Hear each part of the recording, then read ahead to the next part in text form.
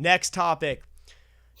David Ortiz and the Tampa Bay Rays pitcher Chris Archer got into quite the debate last week. David Ortiz homered off him, was doing a little showboating. Archer didn't like it much, told the media how he felt about it. Who do you think was right in this case, Tommy? Do you think Chris Archer was in the right for calling David Ortiz out, or do you think it's the type of thing where, David Ortiz hit a home run, he can do whatever he wants? Do you think this is good for baseball? Here's the thing. I personally don't have a problem with all the bat flipping and whatnot. I do have a problem with a guy like David Ortiz who claims to be, like a leader in baseball and the unwritten rules and all this kind of garbage. If you're going to flip your bat, I don't care how many years you've been in the league or whatever, a guy who's a rookie has no less of a right, than a guy who's been in the league for however long David Ortiz has.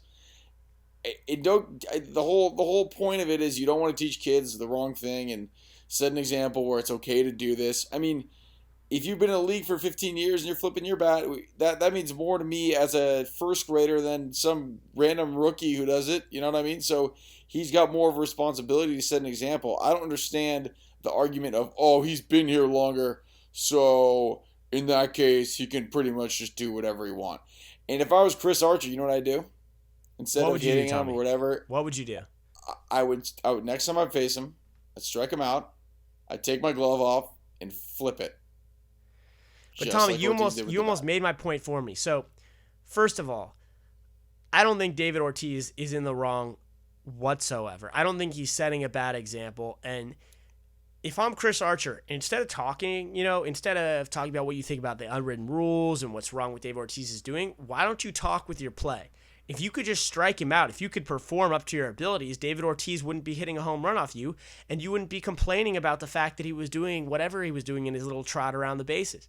So at the end of the day, if you perform up to the abilities you're supposed to have, they're not going to be able to celebrate on you. What happens when a closer, when a Brian Wilson, when a Jonathan Papelbon, any type of closers doing their little celebration after they close, or even the pitchers you see that show much more emotion than that, you don't hear batters complaining, At the end of the day, if you strike him out, you're not going to see a problem.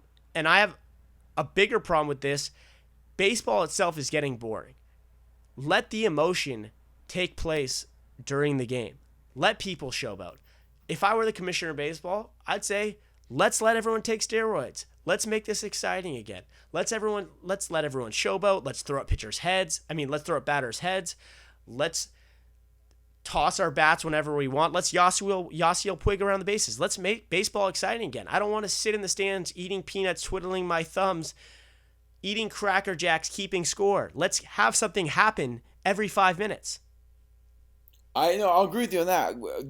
The point I'm trying to make, I kind of like the idea of guys celebrating, going insane. I have a problem with David Ortiz, who comes off as being this, leader of baseball, and he has a problem with people throwing at him and all this stuff, and then he's going to go ahead and do that. If you're going to dish it out, you better be able to take it. So I don't understand his inability.